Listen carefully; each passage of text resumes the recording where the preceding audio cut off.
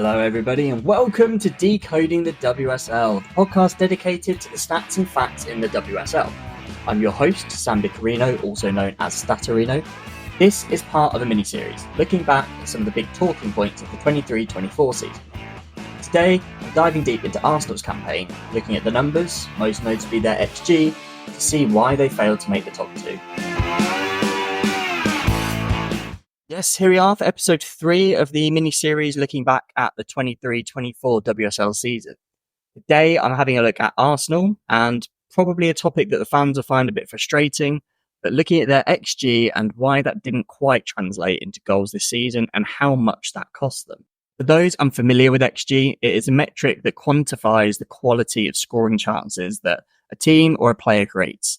The amount of XG you get means that on average, you should score that many goals. So if you have 5 shots within a game and they add up to 1.8 XG, that means on average in that game, you would expect to score 1.8 goals.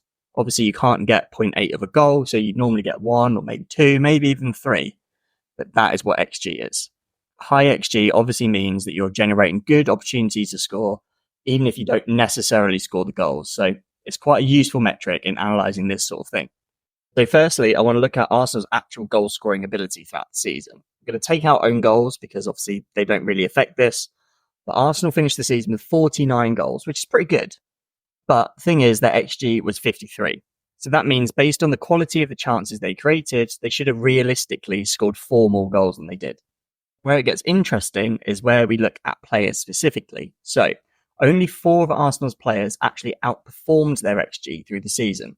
That means they scored more goals than they got XG. It was some of the big names, so McCabe, Beth Mead, Chloe Lucas, Viv Miedema. They all did well individually, and they combined for a total of 3.5 goals above their expected tally. Between them, they scored 16 goals compared to a combined 12.5 XG. However, on the flip side, a whopping 15 players at Arsenal underperformed their XG. And we're not necessarily talking about fringe players. Key attackers like Kim Little, Stina Blackstenius, and Caitlin Ford all fell short of what you would expect. Kim Little was the team's biggest underachiever, scoring just 1 goal from 3.2 XG, 2.2 XG underperformance. That included 2 penalties missed, which is 1.6 XG. Now, before I get any further, I want to compare this to the rest of the WSL. League-wide, teams scored more goals than their XG suggested by about 12%. So for every 100 XG that was created, teams were scoring 112 goals. That shows that in the WSL, the quality of the strikers is probably a bit better than the quality of the goalkeepers.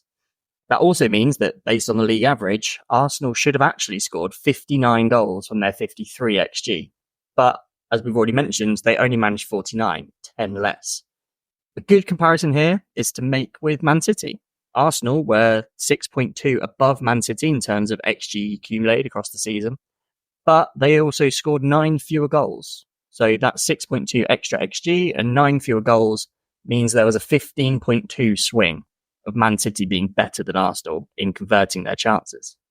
Another area I want to look into is some specific matches throughout the season, because even though Arsenal underperformed against their XG overall, as we've already mentioned, they did win some games where the XG actually wasn't in their favour.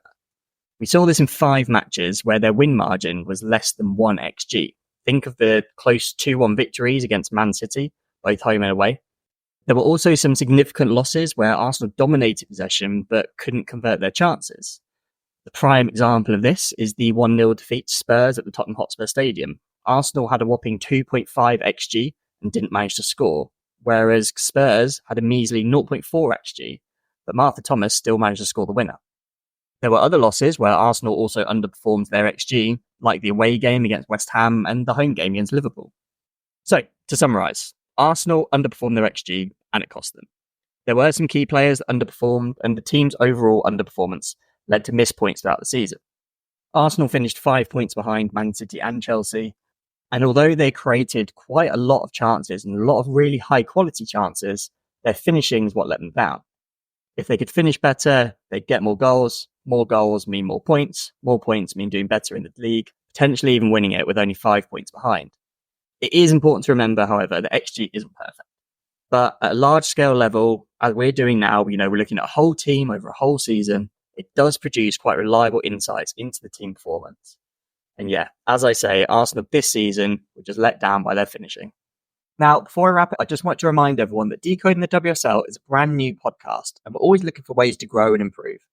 If you enjoyed this episode and you think others might too, please consider leaving us a 5-star review wherever you get your podcasts, as it really helps people find the show. Every bit of support helps us reach more listeners and continue to bring more interesting discussions about the WSL. Also, you can find me on X, formerly Twitter, and Instagram at Stattorino. That's it for today's data-driven deep dive in the WSL. Thanks for listening. Join me next time on Decoding the WSL.